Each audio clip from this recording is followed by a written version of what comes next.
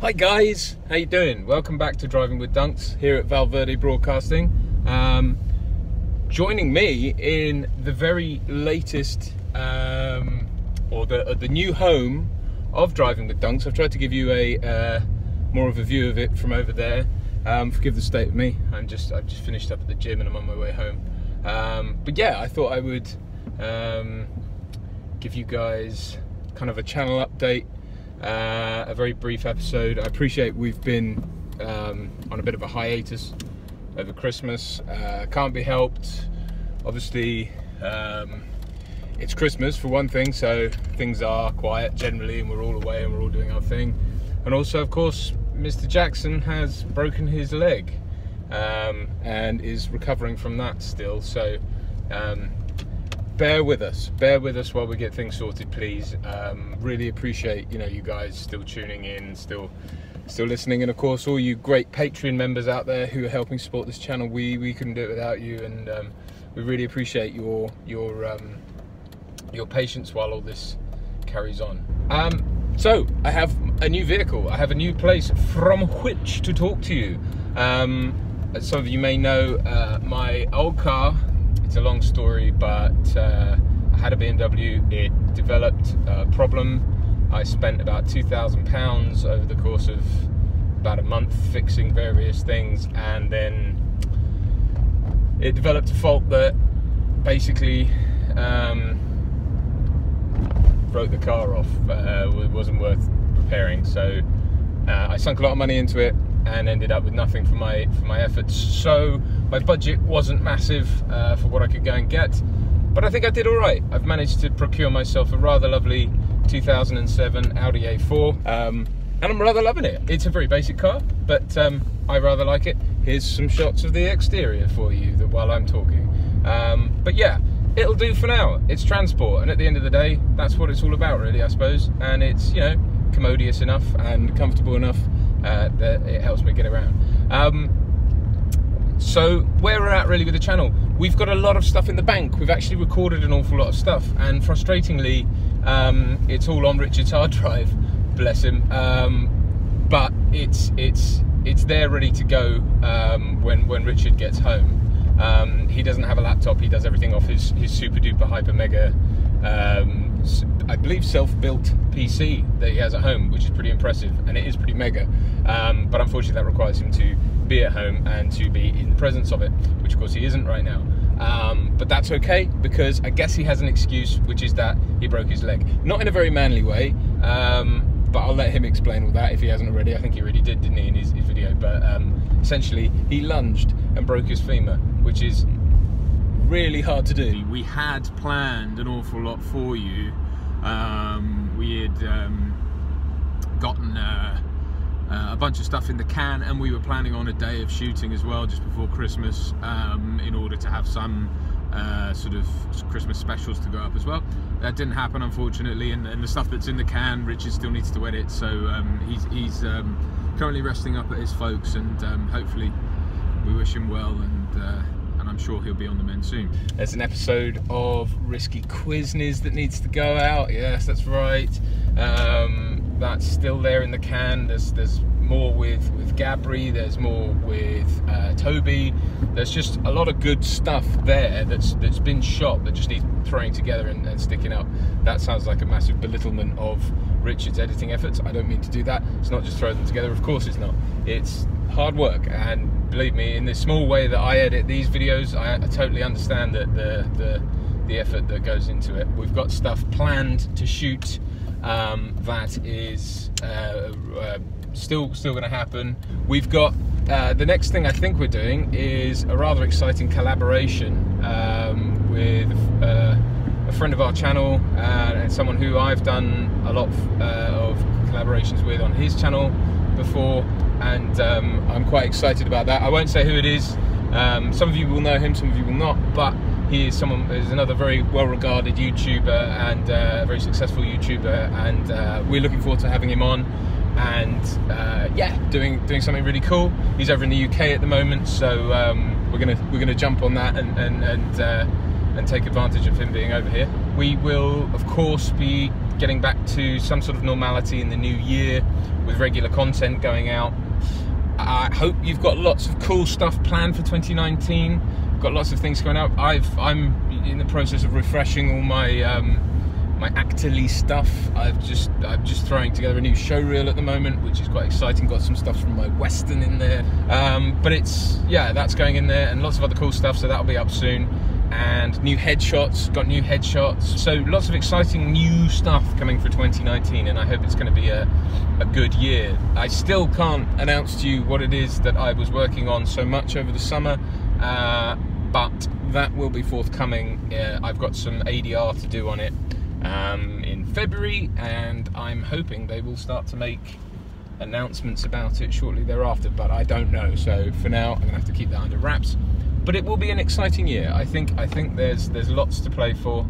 This year has had its ups and downs, but it's also been wonderful for me as well. So it's important to really take stock of the positives. But yeah, hope you guys continue to enjoy our channel. Today's episode, I've got some stuff to throw up about. You guys asked me how I got into acting and why I got into acting. So I have sort of thrown together a rambling about that. See what you think. I hope it's useful. I hope you enjoy this episode. I'm going home now to have a shower because I smell awful, and then we're going to go out and do some shopping for New Year's tomorrow, which I'm rather excited about. We're gonna have me and the wife are gonna have a wee hoedown on our own, and it's gonna be fun. It's gonna be good. But until next time, have a very, very happy New Year, Valverde. Please enjoy yourselves. Please take stock of the great fortune you may or may not have had over the last year, and I hope you look forward to 2019 and all the prospects and all the excitement that can bring with it, because I think it's going to be a good one. Until then, see you next time. So I thought I would address a question that's been posed to me as a potential topic for driving with Dunks, which is, and it's a question I get asked a lot by people, which is, how did you get into acting? And more broadly, why did you get into acting? People say how and why as if they mean the same thing, which of course they don't. But let's tackle how, because I think the why is in some ways immaterial. I think, if you know, you know. I think that doesn't mean it's not a valid question to ask oneself, and it is actually the most important question to ask oneself, is to ask why you're drawn to acting, because obviously you can be drawn to it for completely the wrong reasons. So how did I get into acting? Well, in my case, it was sheer force of will, really. I knew I wanted to act from a young age. I went to university and I studied literature and politics as the kind of sensible degree, the fallback, if you like, whatever you want to call it. And actually, do you know what? That has served me really well in all sorts of areas that I never thought it would have. It's not so much been a fallback in the sense of, people, we do that and we seem to mean that it's what we'll do when we fail. When it doesn't work out, we'll have this as a fallback. And actually, that's not been how it's worked out for me. It's actually been immensely helpful in getting me flexible work that I can do outside of acting. I do a lot of freelance copywriting, for example, I can fit around auditions and jobs and so forth. So it's been really invaluable, and it's also been really great for me in terms of script analysis and character breakdown and understanding writing, because that's hugely invaluable actually as an actor. And then the politics side of it, I do have I think that's helped me generally in the world. I think it's helped me understand what politics are. But anyway, we're not a political show. We're not getting into that. And I try and keep my political views very private, because I think that's important. So, how did I get into acting? Well, having come out of university, I ended up playing in a couple of bands. For those of you who don't know, I play drums and guitar, and I sing. And actually our music is, you can find it, it's on, well, from one of the bands I had, it's on Spotify, I think still. It's on iTunes, I believe. You can buy it and download it. Now, there's a number of bands. That particular band was called Sand Dollars, so by all means check it out. I make no apologies.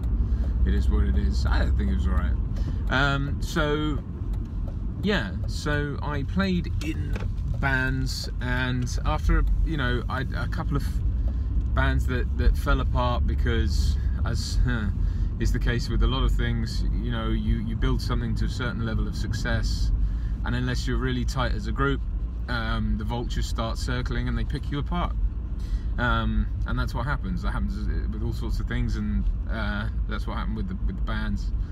And I got used to that. I got fed up with it. I thought I put in all this effort, time and money into getting something off the ground, and then someone gets a better offer, or they decide to do something else, and unfortunately you're only as good as how the band is only going to be as successful as a unit. It's not going to work otherwise.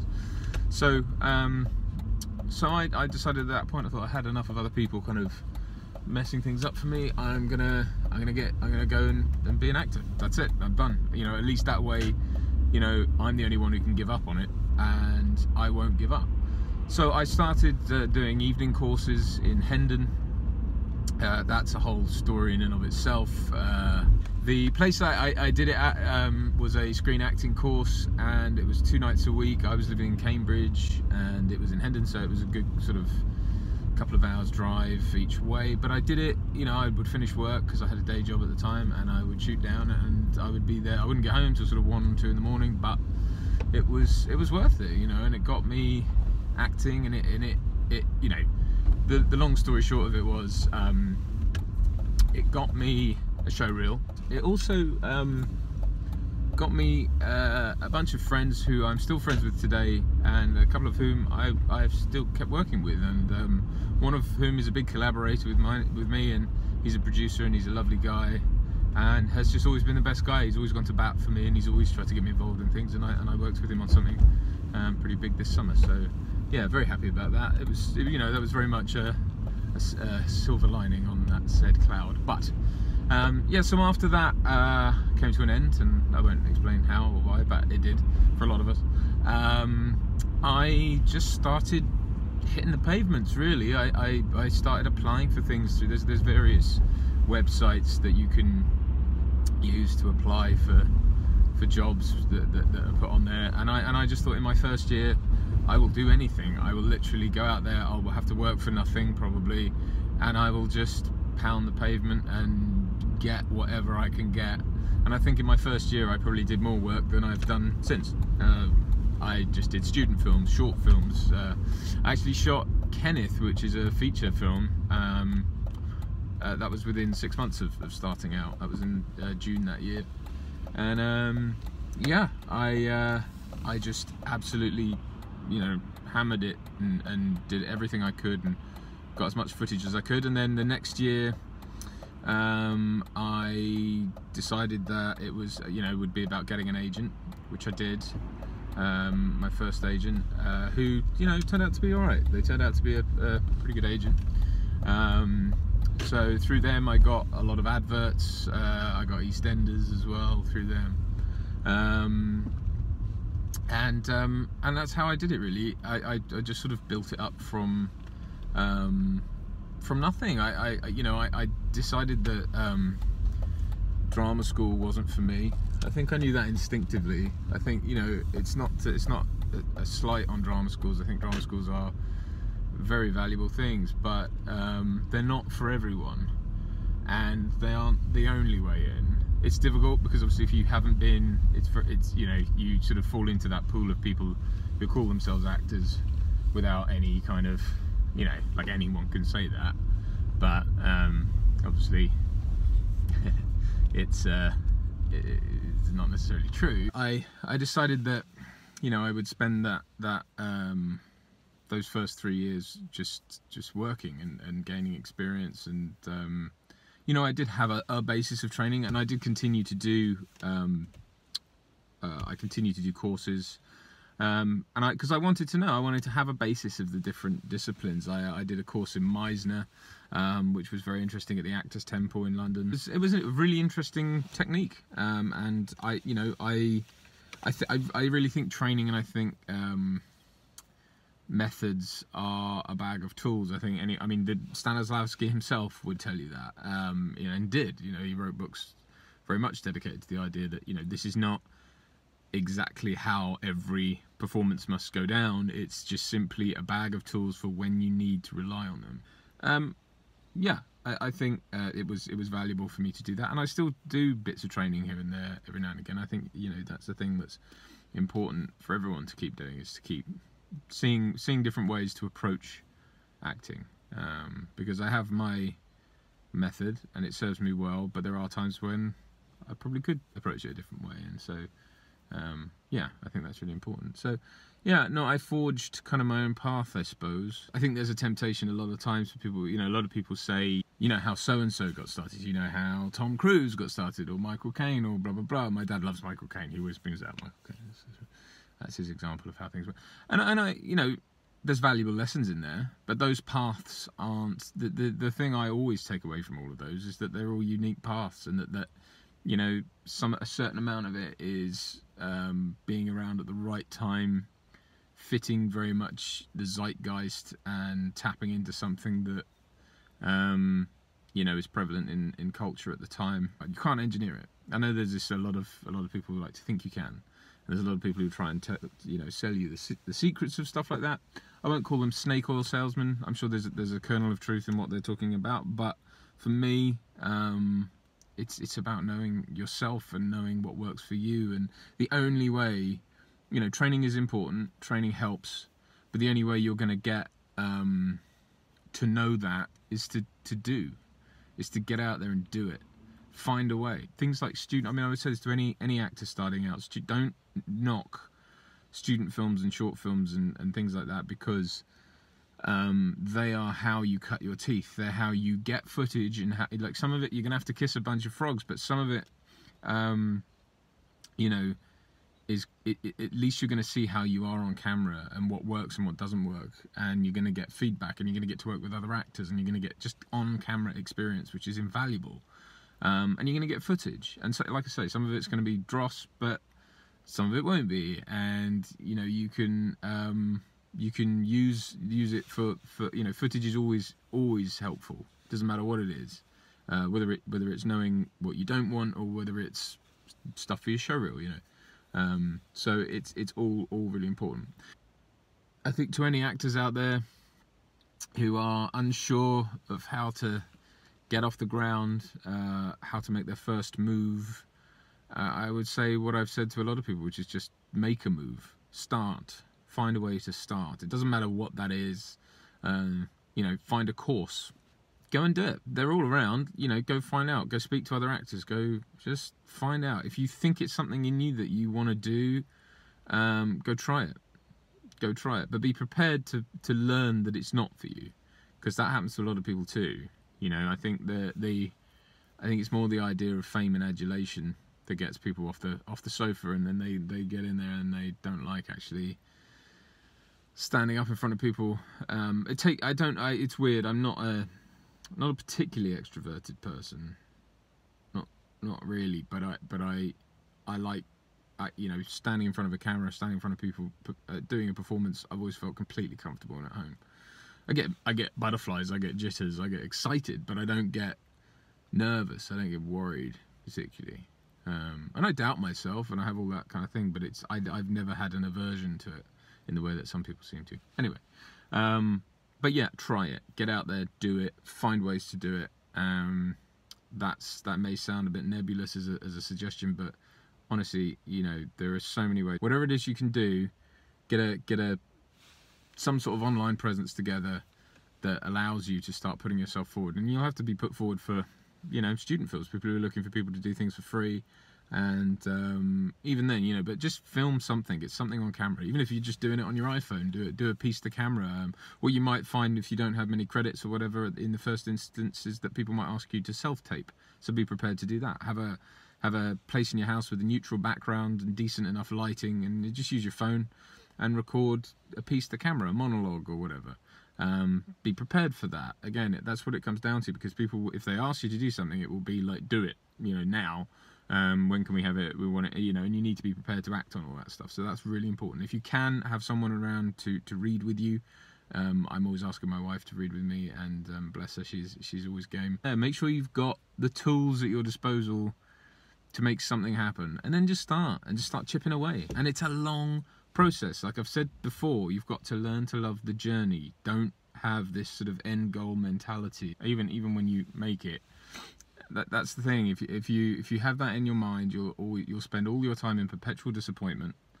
You'll be chasing a thing that you haven't defined properly, because if you know what is making it, and if you define it to be when I'm, you know, featured in top 100 actors lists or on the cover of a magazine or famous, then likelihood is you won't make it. You won't, and then you'll hate the life and the career you've got, and you'll just resent it. But that's really how I got started, in a nutshell. And it's still tough. It's still difficult. It's not, you know, it's not gotten. Well, it's gotten easier. It's definitely gotten easier, but slowly, and in steps. And I guess that's how it's supposed to go. So there we are. I shall sign off now. Thank you very much for listening and to my inane ramblings. I hope they were of value or of use to you. I appreciate that this is not our best content, but I hope you enjoy it, and I hope you've all had a wonderful Christmas, and I wish you absolutely the best for 2019. I hope that, you know, for those of you who are making changes, who are embarking upon careers such as I have, that you have success, and you, but more than that, that you love it, and you realise that you love it, and you're impassioned, and that you continue to be so, and that, you know, you find your way. So from all of us here at Valverde Broadcasting, have a very, very happy new year, and we will see you again soon. Take care. Bye. Support your 7th or 8th favourite YouTube channel by buying crap, tat, junk, hogwash and filth at redbubble.com/people/Valverde shop.